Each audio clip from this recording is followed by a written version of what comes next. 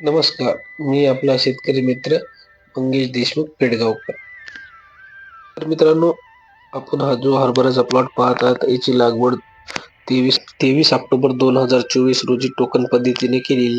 3.5 फुटाच्या बेडवरती 2 लाईन अशा पद्धतीने 2 लाईन मधील अंतर हे 16 ते 18 इंच व 2 रोपातील अंतर हे 5.5 इंच. एका ठिकाणी एक बी या पद्धतीने आपण एकरी 18 ते 20 किलो बियाणे टाकलेले आहे. हरभऱ्याची टोकन पद्धतीने लागवड केल्यानंतर उत्पादनामध्ये आपल्याला 25 ते 30% मध्ये फरक जाणवतो.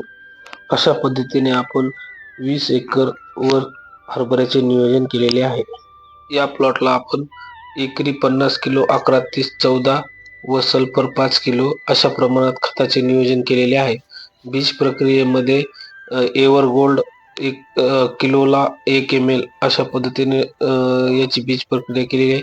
तसेच ट्रायकोडर्मा PSB व रायझोबियम ची बीज प्रक्रिया आपण केलेली आहे व या बीज प्रक्रियेमुळे आपल्याला प्लॉट मध्ये मरीचे प्रमाण हे नगण्य दिसत आहे. हा प्लॉट ठिबक सिंचन पद्धतीने लागवड केलेला असल्यामुळे विद्राव्य खताचे पण यामध्ये नियोजन केलेले आहे.